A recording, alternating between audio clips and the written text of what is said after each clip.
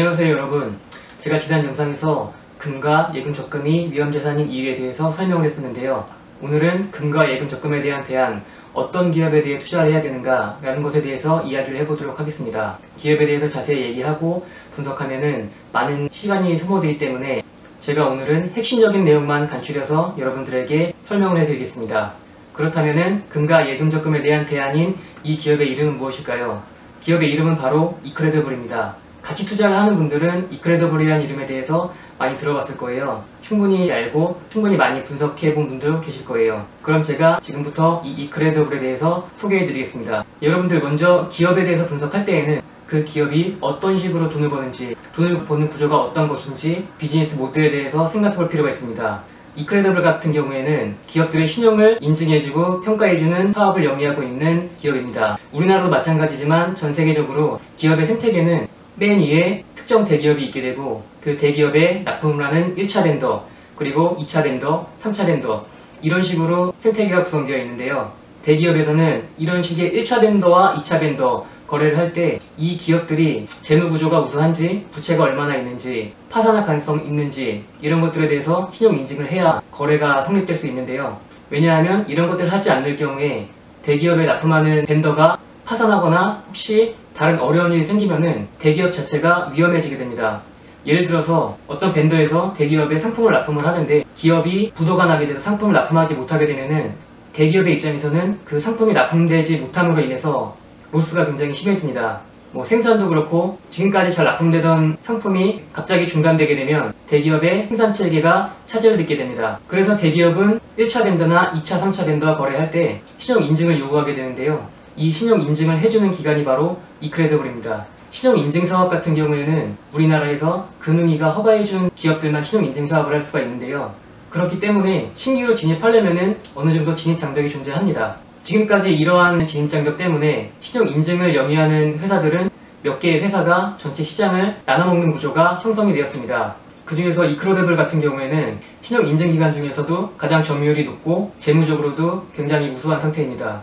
우선 이크레더블에서 인증을 받을 때 받는 수수료가 매우 중요한데요. 전자공시에서 보시면은 이크레더블의 인증 건당 수수료는 5만원에서 45만원으로 책정이 되어 있습니다. 기업 규모에 따라서 가격이 조금씩 달라지게 되는데요.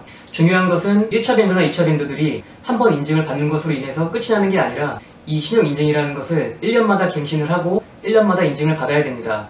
그렇기 때문에 이크레더블 같은 경우에서는 벤더들이 수가 늘어날수록, 그리고 벤더들이 1년마다 갱신을 할수록 매출이 발생하게 되는 것입니다. 인증을 위해서 지불하는 이 수수료는 협력 업체들이 크게 부담을 느끼지가 않습니다. 그리고 또 한 가지 이크레더블이 좋은 이유는 배당 수익률이 높기 때문인데요. 배당 수익률이 거의 3.5%에서 4%를 왔다 갔다 합니다. 요즘 은행 금리가 거의 약 2% 정도 되잖아요.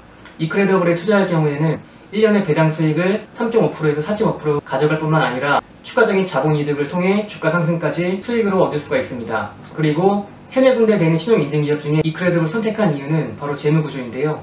이크레더블 같은 경우에는 유형자산으로 영업을 하는 회사가 아니라 인증을 해주는 회사이기 때문에 어느 정도 고정비가 제한되어 있습니다. 그렇기 때문에 이 고정비가 제한된 상태에서 매출이 늘어나게 되면 그 매출이 영업 레버리지로 인해서 영업이익으로 잡히게 되는데요. 이로 인해서 이크레더블 같은 경우 영업이익률은 거의 40%에 육박합니다. 그리고 중요하게 보는 ROE, 자기자본 이익률인데요. 이 자기자본 이익률이 거의 30% 가까이 됩니다. 그리고 이크레더블 같은 경우에는 사업을 할 때 추가적으로 돈이 많이 필요하지 않는 사업입니다. 그렇기 때문에 배당 성향이 높고 3.5에서 4%에 해당하는 배당을 주주들에게 돌려줄 수가 있는 것인데요. 또 이로 인해서 ROE가 더 높아지게 됩니다. 이익 잉여금을 주주들에게 돌려주기 때문에 ROE가 높아지고, 그리고 영업 레버리지로 인해서 영업이익률이 높은 굉장히 좋은 기업입니다. 저 같은 경우에는 이 기업이 앞으로도 배당이 계속 늘어날 것이고 수익이 계속 늘어날 것이라고 생각을 하고 있는데요. 왜냐하면 신규 신용 인증 기업이 이 분야에 끼어들더라도 이크레더블만의 지금까지 쌓아온 경험과 노하우가 있고 인증에 대한 신뢰성이 있다고 생각하기 때문에 10중 8구 앞으로도 지금까지 해왔던 것처럼 지속적으로 성장을 할 것입니다. 물론 이 이크레더블에도 단점을 찾아볼 수가 있습니다. 진짜 정말 대단한 새로운 신용인증 기업이 혁신적으로 등장해서 경쟁에서 다른 기업들을 누르거나 또 예기치 못한 또 다른 사건이 일어나거나 분명히 리스크는 존재합니다. 그러나 여러분, 저 같은 경우에는 수익을 잘 벌어들일 확률이 90% 이상이라고 생각하고, 또 예상하지 못한 리스크로 인해서 수익이 안 좋아질 확률이 10% 미만이라고 생각을 합니다. 이 한 가지 기업만을 봤을 때 이 10% 미만의 리스크로 인해서 투자가 실패로 돌아갈 수 있습니다. 하지만 여러분, 투자라는 것은 확률의 영역입니다. 어떤 투자든지 100% 확실한 투자처는 존재하지 않습니다. 수학적으로 접근을 해보면은 확률의 개념에서 대수의 법칙이라는 것이 있는데요. 이런 기업이 지금 1개지만 이와 유사한 기업을 100개를 가지고 있다고 생각하면은 90%의 확률로 이득을 벌기 때문에 100개 중에 90개의 기업은 이익이 상승할 것이고 100개 중에 10개의 기업은 이익이 하락할 것입니다. 그렇게 되면은 최종적으로 얻게 되는 수익은 플러스가 되는 것이지요. 제 주위에서도 저에게 어떤 주식에 투자해야 되는지 물어보는 분들이 종종 있는데요.